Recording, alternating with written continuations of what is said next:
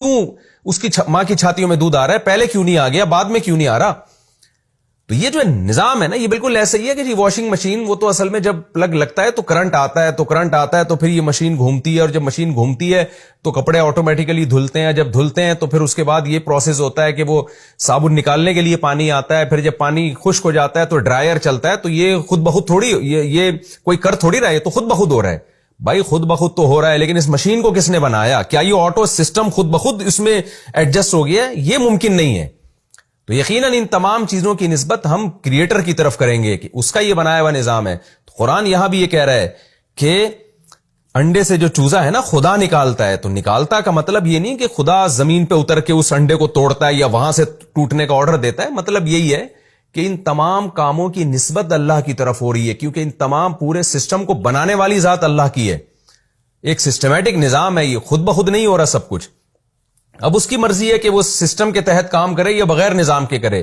اس نے عیسیٰ ابن مریم کو بغیر باپ کے پیدا کیا، اس کی کوئی لاجک نہیں ہے، لیکن عام قانون اس کا یہی ہے کہ ماں باپ کا ملاپ ہوتا ہے، اس کے نتیجے میں بچہ پیدا ہوتا ہے۔ تو ملاپ کے نتیجے میں بچہ پیدا ہونا بھی خدا کی قدرت کی دلیل، اور بغیر باپ کے بچہ پیدا کر دینا بھی خدا کی قدرت کی دلیل ہے۔ تو عقل پرست لوگ جو خدا کو نہیں مانتے، وہ ان تمام چیزوں کو کی نسبت اس لاجک کی طرف کر دیں گے، اور جن کی بصیرت کی آنکھیں کھلی ہوئی ہیں وہ ان تمام چیزوں کی نسبت اس کائنات کو بنانے والے کی طرف کرتے ہیں۔ تو اب ان آیتوں کا مفہوم سمجھیے۔ اللہ فرماتے ہیں واللہ اخرجکم من بطون امہاتکم، اللہ ہے وہ ذات جو تمہیں تمہاری ماؤں کے پیٹوں سے نکالتا ہے، یہ بھی اللہ کی بڑی قدرت ہے۔ لا تعلمون شیئا، تمہیں کچھ بھی پتا نہیں تھا۔ کچھ بھی پتا نہیں کا مطلب یہ نہیں کہ بالکل ہی انسان فارغ ہوتا ہے، مطلب جو بھی نالج ابھی تمہیں ملی ہے، ماں کون ہے، باپ کون ہے، اور جو بھی تم نے اس کے بعد کان آنکھیں اور دل استعمال کر کے جو بھی نالج حاصل کی ہے، اس آج کی نالج کے مقابلے میں تم زیرو ہوتے ہو۔ ہاں کچھ بیسک نالج تو اللہ بچے کو دی بھی ہوتی ہے اللہ نے، کہ دودھ کہاں سے ملے گا بچے کو اور وہ کیسے اس کے پیٹ میں اترے گا، وہ تو ایک ایسی نالج ہے جس کو نالج سمجھا نہیں جاتا، وہ اس وقت زندہ رہنے کے لیے ضروری ہے۔ لیکن آج کے مقابلے میں بچے کے پاس جو نالج ہے جو بعد میں اس کو ملتی ہے وہ کچھ بھی نہیں ہوتی، لیکن اللہ نے بچے میں علم حاصل کرنے کی صلاحیت رکھی، یہ بھی اللہ کا احسان۔ کیا مطلب؟ بتایا یہ جا رہا ہے کہ جب تم پیدا ہوئے تھے تو جو نالج آج تمہارے پاس ہے، اس نالج میں سے کوئی نالج نہیں تھی، تم بالکل جاہل تھے، ہر چیز سے جاہل تھے، لیکن خدا نے تم پر احسان کیا کیا کہ وَجَعَلَ لَكُمُ السَّمْعَ وَالْأَبْصَارَ وَالْأَفْئِدَةَ، اس نے تمہارے لیے کان بنائے، آنکھیں بنائی اور دل بنائے، تاکہ تمہارے پاس جو سورس آف نالج ہے نا وہ تمہیں دے کے بھیجا۔ اس نے نالج حاصل کرنے کے وسائل اس نے تمہیں دے دیے۔ اگر یہ خود بخود ہوتا یہ سارا نظام تو تمہیں سورس آف نالج بھی نہ ملتی، تمہیں یہ علم حاصل کرنے کے ذرائع بھی نہ ملتے۔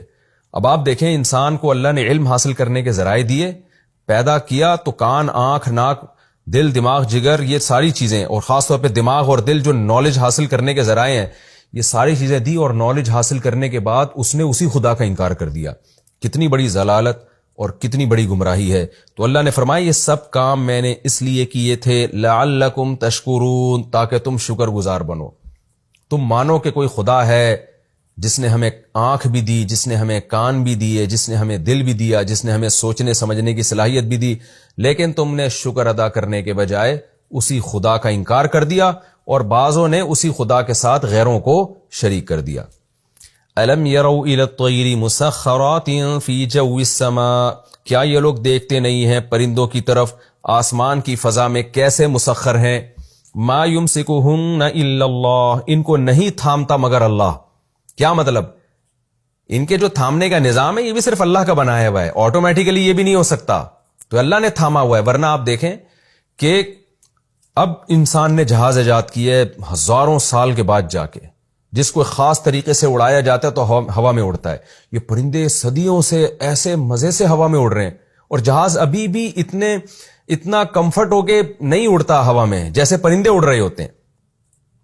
ابھی بھی جہاز اتنی مزے سے نہیں اڑتا، ایک ہی سمت میں جائے گا اور پھر ایک خاص انداز سے اترے گا، اس کی اسپیڈ کو مینج کرنا بڑا مشکل کام ہے، اور وہ کم زیادہ کرنا بڑا مشکل کام ہے۔ لیکن آپ پرندوں کو دیکھیں، مسخر کا مطلب کیسے ہواؤں میں جھولتے پھر رہے ہیں وہ، ادھر کو گھوم رہے ہیں ادھر کو گھوم رہے ہیں.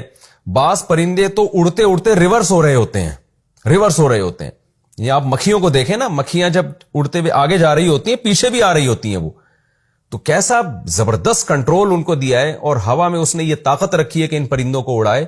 تو یہ سارے کے سارے کام اللہ کے ہیں, اس لیے اللہ کہتے ہیں ما یمسکہن الا اللہ, یہ سب اللہ کر رہا ہے, یہ کام اللہ ہی ہے جو ان کو آسمانوں میں تھامے ہوئے. ان فی ذلک لآیات لقوم یؤمنون, بے شک اس بات میں بڑی بڑی نشانیاں ہیں ان لوگوں کے لیے جو